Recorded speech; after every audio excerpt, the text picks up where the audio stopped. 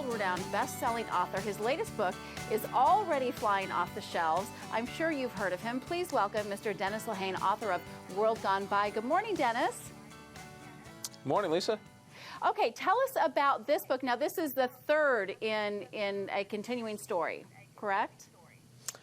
Yeah, it's three books that are meant to stand completely on their own, but yet are interconnected by sort of two different bloodlines that run through them. And so Joe Coughlin, who is the major character in this book, was also the major character in Live by Night, which was a book about Prohibition. And this is a book set in 1943.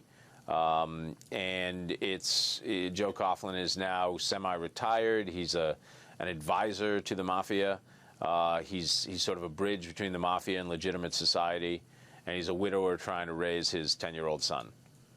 So how difficult is it, Dennis, to weave all these stories together to make three books that are related but are made to stand alone? That's not an easy thing to do. No, it's not. It's really not. But it worked out. It seems to have worked out. The saga sort of all comes to a close now.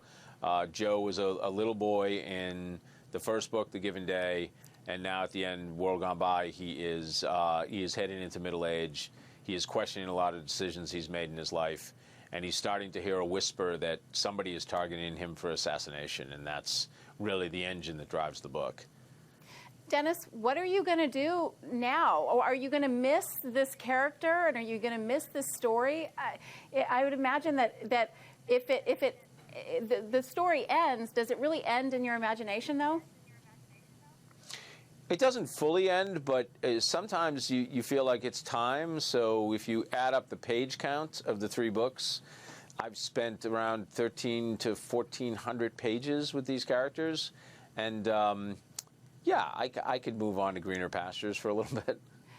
Dennis, you know, a lot of people say that writing is a very lonely thing because you spend so much of your time alone and really just with your characters in your head. Do you find that to be true? Yes.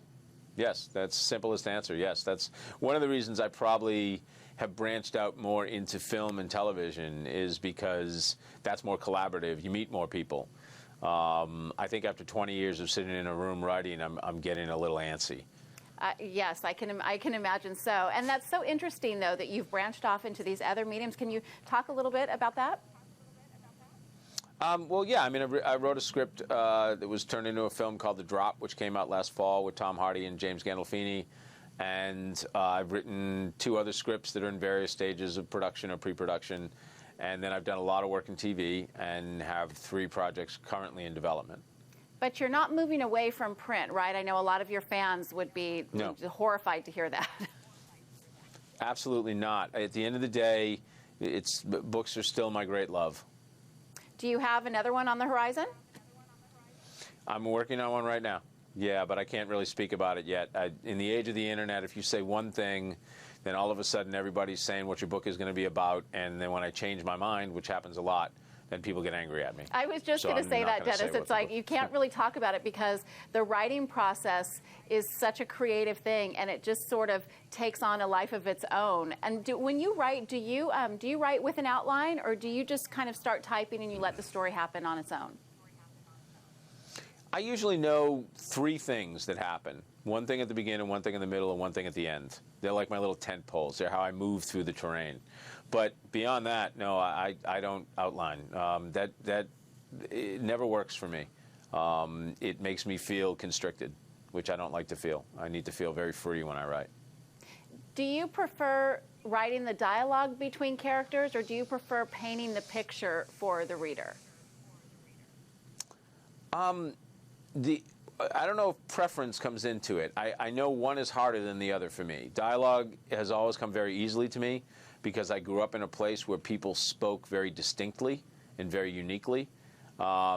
Whereas when I'm painting a scene, that takes some work because you have to keep the action moving at the same time, and yet you're pausing to say, oh, look at this potted plant over here, and look at the color of those curtains over there. And right. I find that can be very, that can be difficult. and the expression on a character's face, and I mean, all of which you do so well. So it's no surprise to me that this latest book is flying off the shelves, and I'm not alone in saying we can't wait to see what the next one is. Oh, thank you so much.